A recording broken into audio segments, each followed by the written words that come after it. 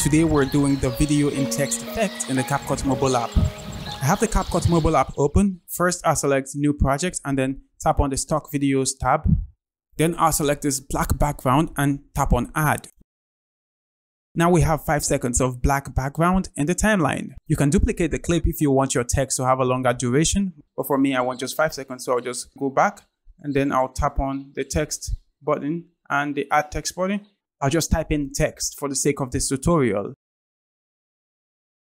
and tap on the check mark. Now I'll select the fonts tab and then look for Can It Black, as I want a bold font. Next, I'll pinch out within the player to zoom into my text and try to centralize it, as I want my text to cover the screen, and then extend the text to fit the duration of my black background. Now I want to add in animation, so I'll tap on animation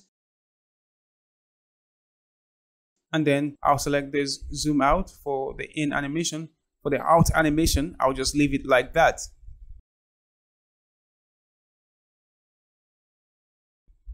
So once I'm okay, I'll just click on the export button.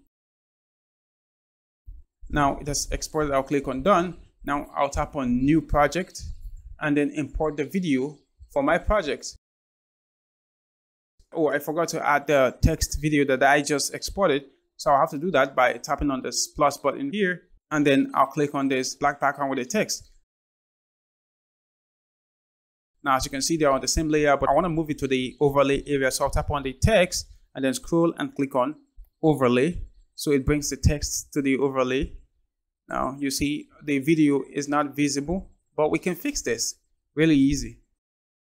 So tap on the text with the video and then click on blend. Now we select darken and click on the check mark.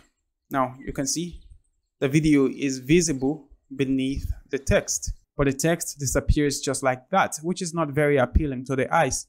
So I want to create the animation you saw in the beginning. So I'll just scroll to the part where I want the animation to start and then click on this diamond button to create a keyframe, and then scroll to the part where I want the animation to end and then create another keyframe. Now make sure the playhead remains on the second keyframe and that the text layer remains selected. And then tap on the screen to zoom in to the point where you want the text to disappear from the screen.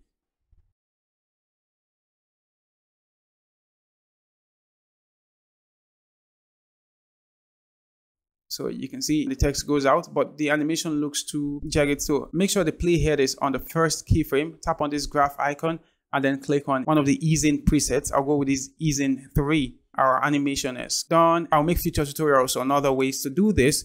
If you want to catch up with that, make sure to subscribe and give me a thumbs up. I'll see you next time.